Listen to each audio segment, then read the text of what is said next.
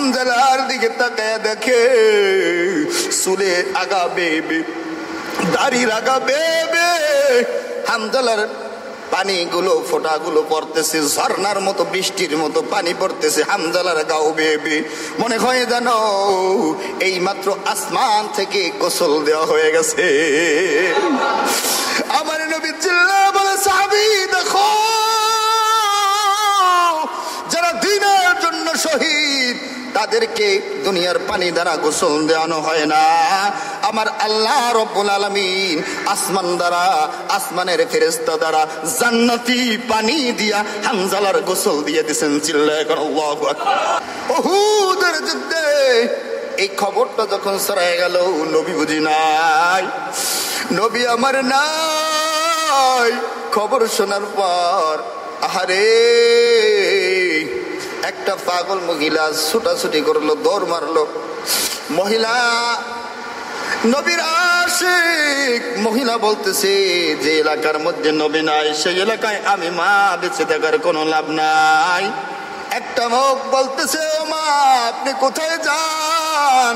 বলে আমি উহুদের ময়দানে যাব, আমার নবীকে যারা শহীদ করেছে আমিও শহীদ হয়ে যাব, দুনিয়ায় বেঁচে থাকে লাভ নাই। যেখানে নবী নাই সেখানে আমি বেঁচে থেকে কোনো লাভ নাই। কেমন আসে করে মুমিন। মা মহিলা যখন সামনে যাইতেছে, একটা লোক আইসা বলতেছে, আপনার সন্তান পানিতে পড়িয়া মারা গেছে। কয় শুনতে চাই না, বলো আমার নবী কেমন আছে? তার মানে এই কথা বলার পরেও সন্তানের জন্য মায়া হয় না, নবীর জন্য মায়া, নবীর মহাব্বতে সন্তানের মায়া ভুলে গেছে।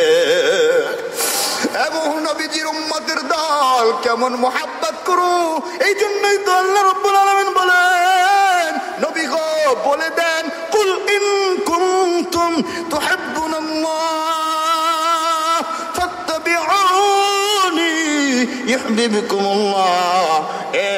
মুহাম্মদ আপনি জানায়া দেন, আপনি নবীর মহাব্বত, আমি আল্লাহকে আপনার নবীকে যারা মহাব্বত করবে, কুল ইন কুনতুম তুহিব্বুনাল্লাহ ফাত্তাবিউনি ইউহিব্বুকুমুল্লাহ, যারা আপনি নবীকে মহাব্বত করবে, আপনি নবীর সুন্নাতকে যারা মহাব্বত করবে, ইউহিব্বুকুমুল্লাহ, আমি আল্লাহ রাব্বুল আলামিনকে মহাব্বত করা হয়ে যাবে। চিল্লায়ে কেন আল্লাহু আকবার। নবীকে যারা মহাব্বত করবে স্বয়ং আল্লাহকে মহাব্বত করা হবে। নবীর মহাব্বতের মধ্যে আল্লাহর মহাব্বত, নবীর ভালোবাসার মধ্যে আল্লাহর ভালোবাসা, নবীর ইজ্জত রক্ষার মধ্যে আল্লাহর ইজ্জত রক্ষা। অতএব আল্লাহ রাব্বুল আলামিন বলে, মুহাম্মদ আপনি জানিয়ে দেন, মান আহাব্বা সুন্নতি ফামান আহাব্বাদ আহাব্বানি ওয়া মান আহাব্বানি কানা মাই ফিল জান্নাহ। যে ব্যক্তি নবীজির সুন্নতকে মানবে, মান আহাব্বা সুন্নতি ফামান ফাকাদ আহাব্বানি, সে যেন নবীকে মানলো। ছিল এখন আল্লাহু আকবার। ওয়ামান আহাব্বানি কানা মাই ফিল জান্নাহ, সে যেন স্বয়ং নবীজি সাল্লাল্লাহু আলাইহি ওয়াসাল্লামের সাথে এক জায়গায় জান্নাতে থাকবে। তাহলে নবীর মুহাব্বত ছাড়া জান্নাতে যাওয়া সম্ভব হবে না। কেমন আশিক রাসূল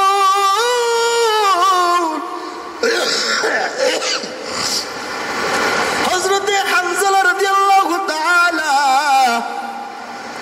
ফরজ গোসল করার জন্য পানির কিনারে হাজির হয়ে যায়।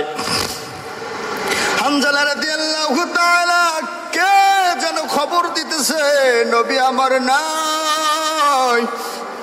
খবরটা যখন হামজা রাদিয়াল্লাহু তাআলার কানে এসে বসলো, নবী বুঝি নাই কার জন্য গোসল করবো। হামজা রাদিয়াল্লাহু তাআলা what is the return, back করে বাসায় চলে গেল।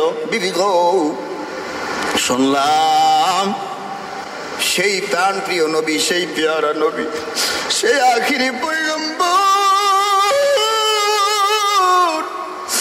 নবী বুঝি নাই কে যেন খবর জানাই দিল, এরে নবীর উম্মতের দল, নবী আমার নাই। হামজা রাদিয়াল্লাহু তাআলা বিবিকে ডাইকে বলে, বিবি গো, না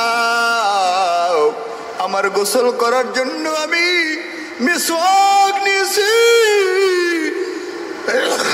ও বিবি, আমি লঙ্গি গামছা নিয়েছি, নাও জমা নাও, দাও। ও প্রাণের বিবি, যেই জায়গায় নবীজি থাকবে না, আমার নবী যেখানে থাকবে না, আমি হানজালা বেঁচে থেকে লাভ নাই। বিবি গো, বিদায় দাও। যদি বেঁচে থাকি আবার দেখা হবে, আর যদি শহীদ হয়ে যায় দেখা হবে হাসরের ময়দানে। চিল্লায়ে কেন আল্লাহু আকবার। এটা হলো নবীজির মুহাব্বত, নবীজির মুহাব্বত, নবীজির ভালোবাসা। নবীর ভালোবাসা ব্যতীত কেউ জান্নাতে যাইতে পারবে না রে যুবক। কেমন মুহাব্বত! হানজালা রাদিয়াল্লাহু তাআলা ফরজ গোসল বাদ দিয়া উহুদের ময়দানে চলে যায়। যুদ্ধ করে করে এক পর্যায়ে হানজালা রাদিয়াল্লাহু তাআলা শহীদ হয়ে যায়। হানজালা রাদিয়াল্লাহু তাআলা শহীদ। যুদ্ধ শেষ হওয়ার পর নবীজি সাল্লাল্লাহু আলাইহি ওয়াসাল্লাম সেনাপতির দায়িত্বে থাকা অবস্থায় ডেকে ডেকে বলতেছে, সাহাবায়ে কেরাম, যারা যুদ্ধ করে শহীদ হয়ে গেছে তাদের লাশ কই? সমস্ত লাশগুলো বেছে বেছে দাও, একাত্রে দাফন দিয়ে দাও। কারণ যারা শহীদ তাদের গোসল দিতে হয় না, ঠিক কিনা কও? রক্ত মাখা শরীর নিয়ে গোসল দিয়ে দাও। কারণ যারা শহীদ তারা আল্লাহর মেহমান। একমাত্র শহীদ যারা, তাদের কোনো হিসাব হবে না। চিল্লায়ে কেন আল্লাহু আকবার। হযরতে হানজালা রাদিয়াল্লাহু তাআলার লাশটাও যখন আনলো, ওদিকে নবীজি তাকায় দেখে কে যেন একটা মহিলা আউলা কেশ আর পাগল বেশ, পাগলের মতো হয়ে গেছে। পাগল চিল্লায় চিল্লায় কান্না করে আর বলে, পয়গম্বর, ও দয়ার নবী,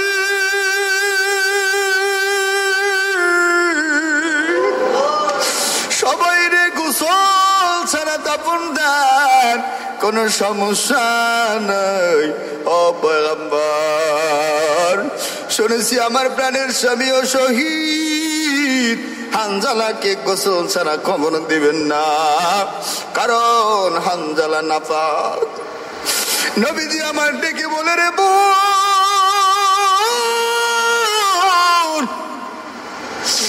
এত বড় মুহাব্বতের আমার সাহাবী, কেঁদো না বোন, ধৈর্য ধারণ করো। হানজালার লাশ বের করতেছি, হুকুম দিয়ে দিল সাহাবীরা, যাও হানজালার লাশ কোথায়? আমি আশিকে রাসূলের লাশ বের করো,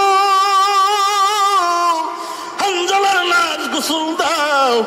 ঘটনা যখন নবীজি সাহাবে কেরামের মধ্যে প্রচার করে দিলেন, অমনি মুহূর্তে তাকায় দেখে হানজালার লাশ নবীজির সামনে শুয়েছে। আল্লাহু আকবার। হানজালার লাশ নবীজির সামনে হাজির। হানজালা রাদিয়াল্লাহু তাআলা আর হানজালার স্ত্রী, হানজালা রাদিয়াল্লাহু তাআলার স্ত্রী আর নবীজি হানজালার দিকে তাকায় দেখে চুলে আগা বেবে, দাড়ির আগা বেবে, হানজালার পানিগুলো ফোঁটাগুলো পড়তেছে, ঝর্ণার মতো বৃষ্টির মতো পানি পড়তেছে হানজালার গাও বেবে। মনে হয় জানো এই মাত্র আসমান থেকে গোসল দেওয়া হয়ে গেছে।